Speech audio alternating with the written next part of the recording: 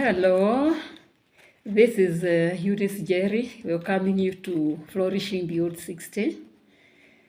In today's video, I want us to talk about disaster or tragedy or calamities. I was drawn to this on realizing that indeed disasters come to each and every one of us at one time or the other. And they bring people down. They break both the mighty, the rich and prosperous, the weak and the poor into a lot of pain. It is equal. They have no honor. Disaster does not honor anybody. And it brings us to the end of ourselves, to hopelessness, to fear, anxiety, name it. And as we talk about this, I'm thinking about some forms of disasters that normally affect us. Think about the death of a loved one. Think about terrorism.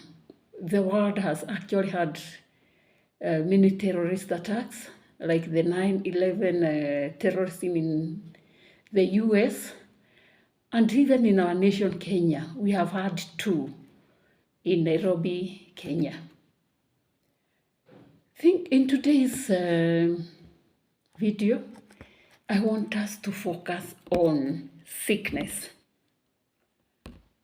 You have heard of people who have terminal illnesses, and what that makes people realize is the value of life. It affects both the powerful and the rich or the poor, and indeed brings them down. The rich may go looking for the best of hospitals. We have had many people, maybe with the cancer, who go looking for help in the best hospitals, in the best, even in the world, going out of their nations to look and to seek for treatment. And one disease that brought almost the whole world, indeed the whole world, to their knees, it shook all the nations, was COVID. And if you think back, that was a time when people drew to God. When I think back, I remember in most of the WhatsApp groups that I'm in, if there was a message that was shared widely, it was Psalms 91, which talks about dwelling in the shelter of the Most High. It talks about God being a refuge and a fortress. It talks about Him saving us. So almost everybody had memorized that verse and they claimed it as their own. For me, there's one verse that really also built me, and that was Isaiah 26, verse 3. It says that He, God, will keep in perfect peace those whose minds are steadfast because they trust in Him. And so that gave me a lot of strength. So in today's video, I want us to focus on two mighty men. One is, we get the first one in John 4, verse 46 to 53. This verse talks about a government official who had power. He had money, yes, because you can't be a senior government official without money. But death was knocking at his door. He had a son whom he loved, and he was sick almost to death. So when he was faced by that, he traveled many kilometers looking for Jesus, whom he had heard about. And he begged him. Imagine a senior government official begging, and they are not used to begging. That speaks volumes. And you know what? Jesus spoke only 5 words. Only 5. go, your son will live.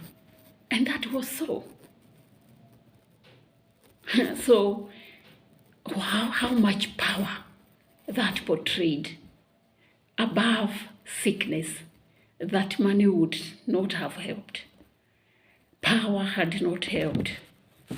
And the second person I want us to think about is found in 2 Kings 5, verse 9 to 15. This one was even bigger. He was a commander of a nation's army. He had had many victories that won him admiration from the king. But you know what? A disease brought him to his knees. And he was humble enough to listen and follow the direction of a simple slave girl working in his house. He was directed to go to Israel, where there was a prophet. And you know what? Even when he went there, when he was instructed to wash in a small dirty river, he did not understand. That was too simple. And anyway, they had bigger rivers in their nation. But you know what? At the end of it all, he was humbled and he washed in the Jordan 7 times. And you know what? He got healed. A disease brought him to his knees. But the solution was, as he confessed later, in the God of Israel. So you know what? When I think about these things, there are some lessons that I learned. One, disaster does not reveals to us that we are not in control. And if so, there must be a God, a power above us. The other lesson that I've learned is there is need then to focus on that power beyond us. It also tells me that all that we value, the things that we see, they are so temporal. And in times of disaster, they cannot save us. Education, power, money, name it, all the things that we value, because we can see them. And the other thing I realize is that if that be so, they are vanity. They give us an instant gratification, but in times of great need, we need much more than what we can see and what we have. And so, the other thing that I have realized is that God can use crisis to reveal himself and his power to his people, because we were created to live with him. And many times we walk on this earth as if there is no God. So he can use any crisis. He has used it. He used it during COVID, in individual sicknesses and disasters and calamities, and he can still do it. So, in all this, what can we learn or what can we do? The story of Naaman, the official who was an army commander, is an example or a comparison of his disease with sin. Sin brings death. Just like Naaman in simplicity washed, we need to be washed. As we believe in the one true God who created us and what he has given us, his Son, who gives us life. So the Bible tells us that today is the day of salvation. So let us believe in this one true God. Let us listen to him, and we shall be healed eternally. We shall be washed from our diseases, and we receive eternal life that is so satisfying, both in this life and even eternally. So my prayer is that you may come to know this God. You may receive this gift that He has given us through His Son. And so that is the end of my sharing today.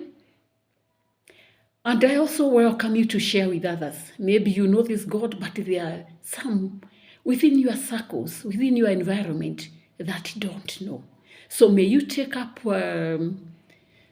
that responsibility and share with others. I also desire that you may subscribe to my channel, Living and Flourishing Beyond 60, and also share with others. It is a channel through which we shall be in good health, spiritually, mentally, emotionally, and even physically. So for today, that is all I had for you.